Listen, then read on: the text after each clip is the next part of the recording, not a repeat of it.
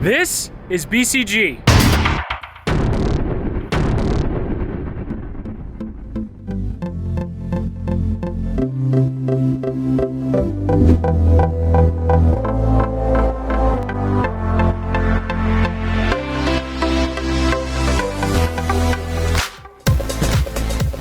And of course I got the name of the city wrong. It's actually BGC, and all of the takes that I thought I got saying it correctly didn't actually come out because this remote pushing the button doesn't seem to actually be working all that well. And of course it was in the sun and I was just looking up and squinting and I thought I clicked the button. Apparently I didn't. Anyway, I digress. So while we go through the tour of the city, I wanted to go through something that's really important, and that is the ideal day exercise.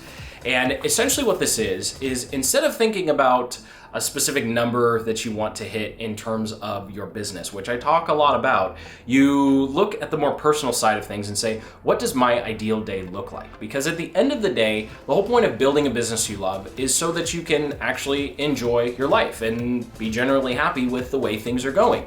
And of course, if you're working a job that you don't like or you're building a business you don't like, well then it's kind of hard to be happy overall in life, since most of your time is probably going to be spent working for the most part. So this exercise is very simple. You simply go through and line by line, hour by hour, write out what you're doing on your ideal day. Now I know this can seem really hard, and this can be your ideal day in 2 years, 5 years, or 10 years. I'll leave it up to you to which one to do first. For me, I did 5 years. I've done 5 years out, and you just write down, what are you doing? What time do you wake up? How many hours do you work? You don't have to specifically know what you're doing within those time blocks, but just have a general sense of what the day looks like, and then you can go back through and actually start being a lot more detailed on what exactly each one of those hours entails. And this is really important because time is your most precious asset. So when you focus on the one asset that is most precious and is limited, then you can come in later and say, okay, where do I want to live in order to have this lifestyle that I've just outlined? Or how much money do I need to be making in order to have a day that looks like this? Or what house, what car, how many plane tickets do I need, whatever that ideal day looks like. And you can have your ideal weekday and your ideal weekend. It doesn't matter how you break it up, but what's important is you know how you want to spend your time in the future. And that's going to dictate not only how you start to formulate your actions now, but it's also going to frame up something that's really important and a problem in the entrepreneur space, which is the material possessions you actually need to be happy.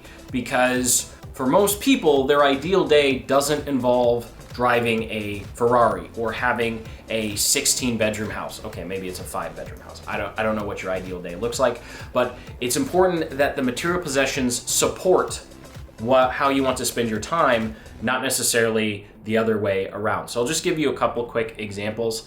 The first ideal day that I personally came up with, I was waking up at 6:30, I was working out in the morning, and then I started work around 8:30 or 9. So I actually tried that and I hated it. I did not like the fact that it was 3 or 4 in the afternoon and I was still getting the normal workday stuff done. And so I wound up reversing it, waking up early and getting to the desk as soon as possible, and that worked out better. And then I changed what my ideal day looked like based upon that.